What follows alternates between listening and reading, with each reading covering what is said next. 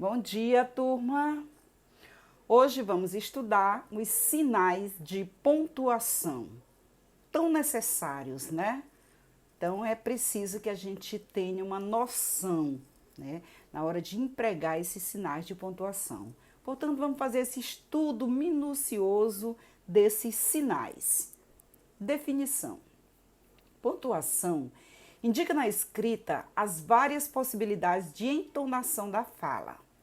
Além de ajudar na expressão de pensamentos, sentidos e emoções, tornando mais clara e precisa a compreensão do texto. Os sinais de pontuação apontam para a questão do ritmo da escrita. Os tipos de pontuação. 3 tipos básicos.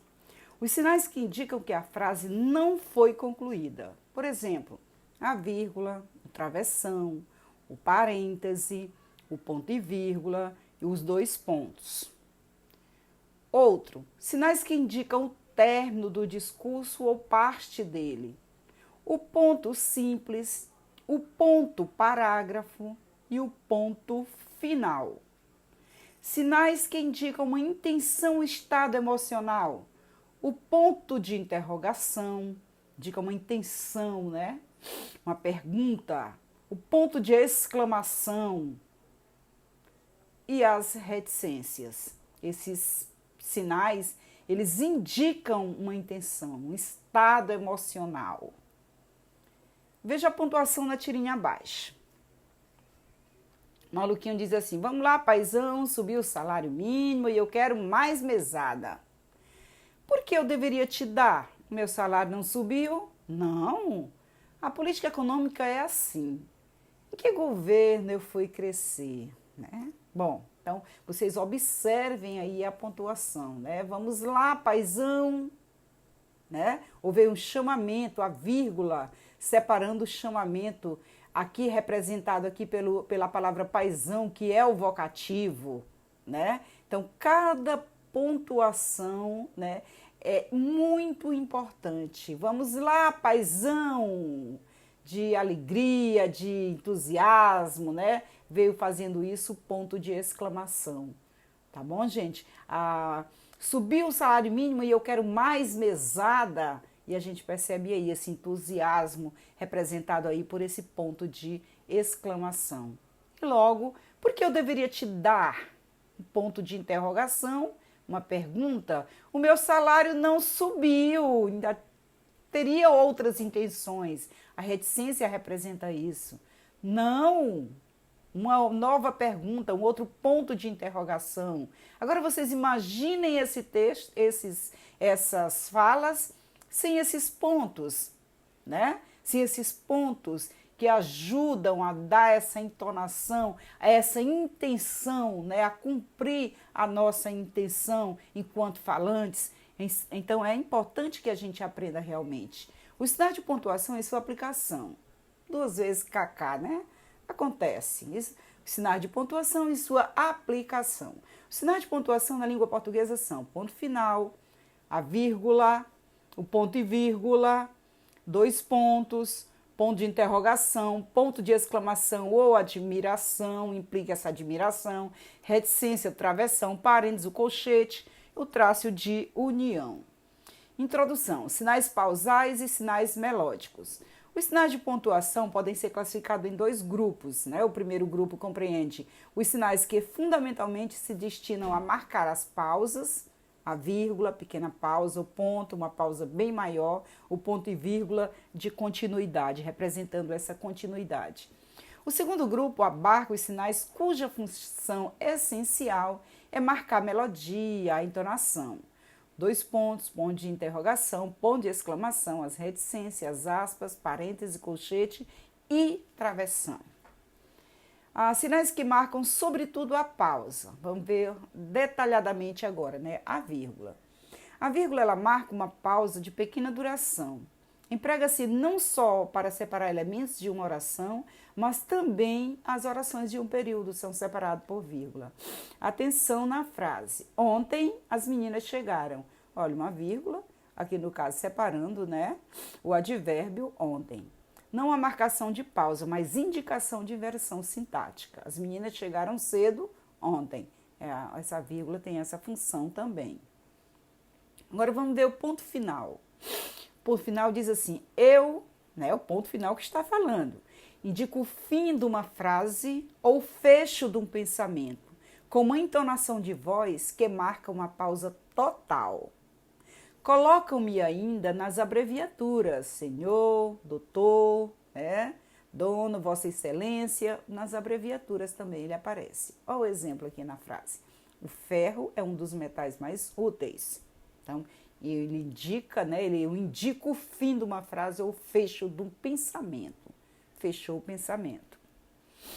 Os 2 pontos, é ele mesmo quem fala. Eles somos usados antes de uma citação ou de uma enumeração. Olha aqui, 2 pontos, né? Exemplo 1, 2 pontos. Lá diz o ditado, 2 pontos. Mais vale um vizinho à mão do que longe um irmão. Exemplo 2, 2 pontos. Os principais deveres do homem para consigo são conservar-se, instruir-se, melhorar-se. Estamos aí, gente, cumprindo esses deveres, né? E depois a vírgula também chega e diz, eu separo os elementos da frase, eu marco uma pequena pausa. O ouro, a prata, o ferro, o chumbo são metais. E depois o ponto e vírgula chega também se apresentando. Ele diz, usam-me para separar orações coordenadas. Obrigo a uma pausa, mas não termino a frase. O ar das montanhas é esplêndido para os doentes, mas em Portugal poucos podem aproveitá-lo, principalmente por falta de comodidade e boas estradas de acesso.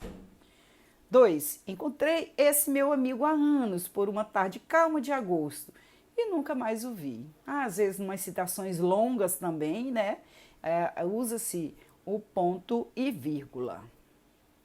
Ponto de exclamação também se apresenta. Ponto de exclamação diz, estou presente quando se deseja exprimir surpresa, receio, admiração e etc. Oh, é horrível, não posso mais. O ponto de interrogação também chega na brincadeira e diz, eu sirvo para fazer perguntas. Como te chamas? E a reticência? Indicamos, porque as reticências são representadas por 3 pontinhos, indicamos que a frase está incompleta. Assinalamos uma hesitação ou uma pausa. Quem o feio ama, parou. Queres então dizer, não sei, dá continuidade, Alguma coisa impediu a continuidade da fala. As aspas, introduzimos palavras ou citações de outros textos. Se você colocar uma frase de alguém, alguma coisa, e você, um neologismo, um estrangeirismo, na verdade, aí você coloca uma aspas, é de alguém, diz-me com quem andas e diz-te-ei as manhas que tens, diz Camões. Pensamento de Camões destacado pelas aspas. Parêntese. Servimos para separar palavras ou frases que dispensam,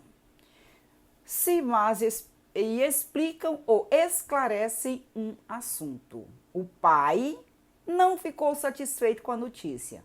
Aí ele diz, o pai, para poder explicar a situação, é bom dizê-lo, não ficou satisfeito com a notícia, Então, separa aí a frase ou pode ser uma frase que explica qual era a situação do pai nesse momento. Uma função aí da explicação.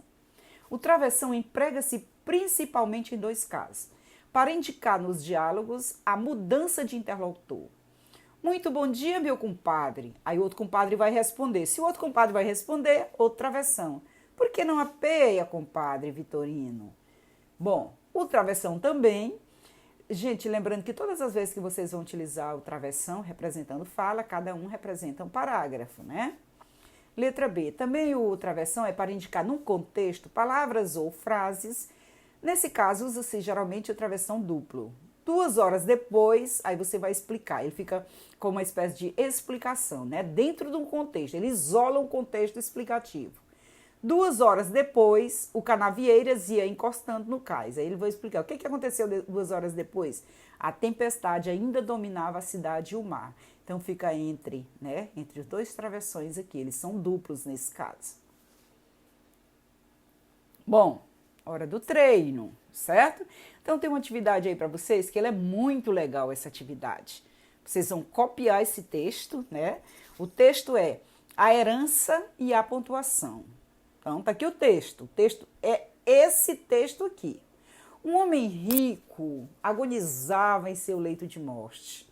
Pressentindo que o fim estava próximo, pediu papel e caneta e escreveu. Parece o tio Patinhas, né? Nadando aí em dinheiro. Então ele era muito rico. Quando ele chegou, tá chegando os seus últimos dias ali, e ele pediu papel e caneta e escreveu. Mas ele estava tão doente, que ele não conseguiu nem fazer a pontuação. Ele disse só assim, olha, deixo meus bens e a minha irmã, não a minha sobrinha, jamais será paga a conta do padeiro, nada dou aos pobres. Nenhuma pontuação, certo? Então, em que consiste a tarefa de vocês? Observe que esse texto não tem pontuação, certo? Então, o que aconteceu? Um homem rico agonizava, né, em seu leito de morte, ele sabia que já ia morrer. Mas ele tinha uma irmã, uma sobrinha, ele tinha um padeiro e tinha os pobres. E ele colocou ali no seu testamento, colocou essas pessoas, mas não fez nenhuma pontuação.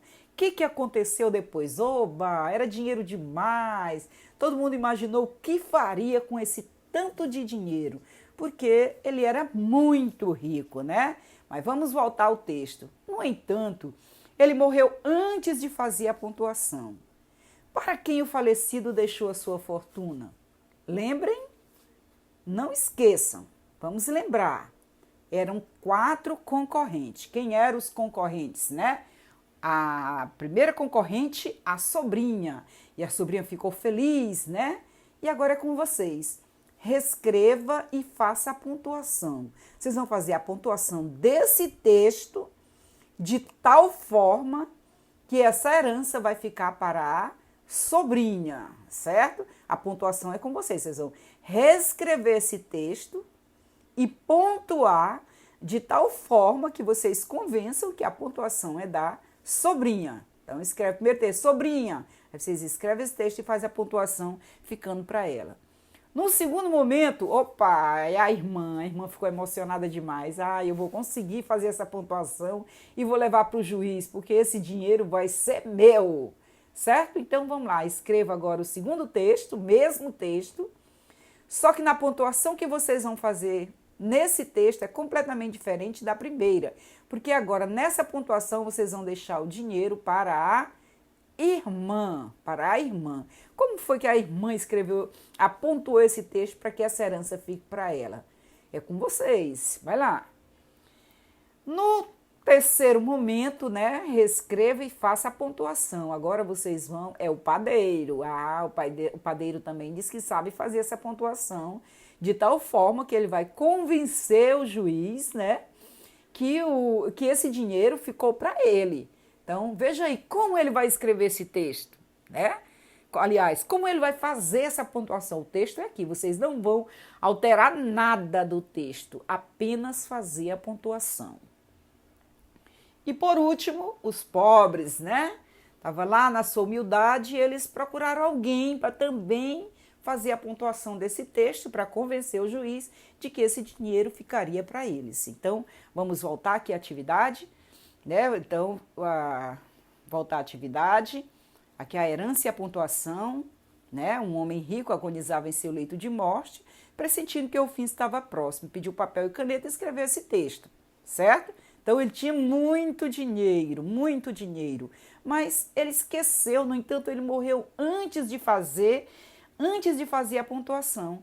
Para quem o falecido deixou a sua fortuna? Eram 4 concorrentes, tá bom, gente? 4. A sobrinha, né? Vocês vão fazer uma pontuação, escrever esse texto aqui, de tal forma que a sobrinha, né, vai ficar com esse dinheiro. Como é que seria a pontuação? Vocês vão escrever o mesmo texto e agora a pontuação é para que a irmã, vocês convençam através da pontuação que o dinheiro vai ficar para a irmã, depois para o padeiro e depois para os pobres, né? Então, Também não esqueçam da tarefa na gramática. Voltem lá, vejam lá na gramática, a página direitinho e façam a atividade. Na próxima aula, eu vou estar corrigindo com vocês essa atividade. Vocês vão pegar o texto, esse texto aí de vocês, da herança, e vão acompanhar direitinho a aula, tá bom, gente? Então, até a próxima aula. Ó, a gramática, voltem lá, vão lá na gramática, fazer a atividade da gramática.